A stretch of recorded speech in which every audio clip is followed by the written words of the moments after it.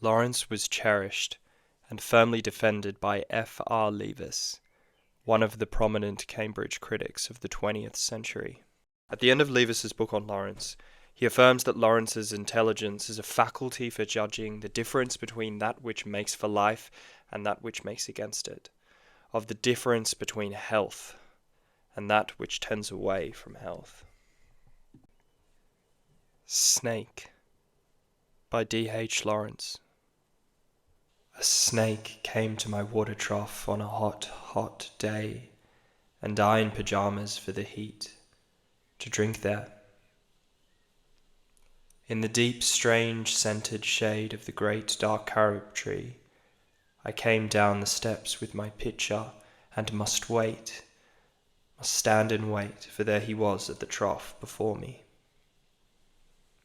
He reached down from a fissure in the earth wall in the gloom, and trailed his yellow-brown slackness, soft belly down over the edge of the stone trough, and rested his throat upon the stone bottom.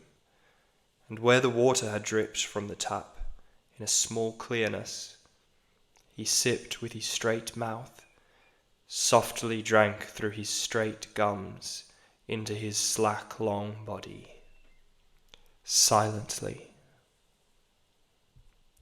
Someone was before me at my water trough, and I, like a second comer, waiting.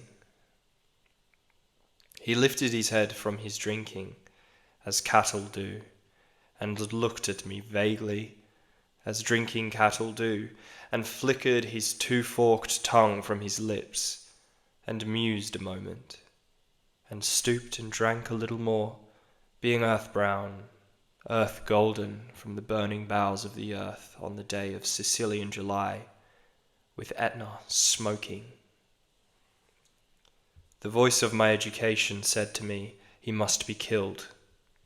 For in Sicily the black snakes are innocent, the gold are venomous, and voices in me said, if you were a man, you would take a stick and break him now, and finish him off. But must I confess how I liked him? How glad I was he had come like a guest in quiet, to drink at my water trough, and depart peaceful, pacified, and thankless into the burning bowels of this earth. Was it cowardice that I dared not kill him? Was it perversity that I longed to talk to him? Was it humility to feel so honoured?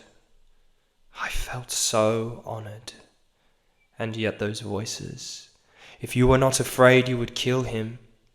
And truly I was afraid, I was most afraid. But even so, honoured still more, that he should seek my hospitality from out the dark door of the secret earth. He drank enough, and lifted his head, dreamily, as one who was drunken, and flickered his tongue like a forked knight on the air, so black, seeming to lick his lips, and looked around like a god, unseeing, into the air, and slowly turned his head, and slowly, very slowly, as if thrice a dream, proceeded to draw his slow length curving round, and climb again the unbroken bank of my wall fence. And as he put his head into that dreadful hole, and as he slowly drew up, snake easing his shoulders, and entered farther, a sort of horror, a sort of protest against his withdrawing into that horrid black hole, deliberately going into the blackness, and slowly drawing himself after, overcame me now his back was turned. I looked round. I put down my pitcher. I picked up a clumsy log, and threw it at the water trough with a clatter.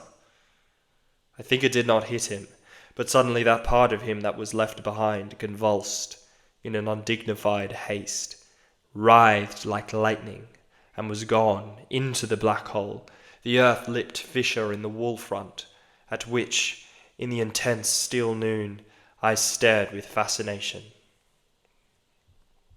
And immediately I regretted it. I thought how paltry, How vulgar, what a mean act! I despised myself in the voices of my accursed human education. And I thought of the albatross, and I wished he would come back, my snake.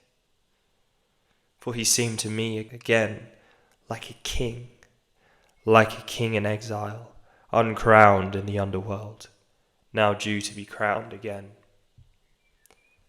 And so I missed my chance with one of the lords of life, and I have something to expiate, a pettiness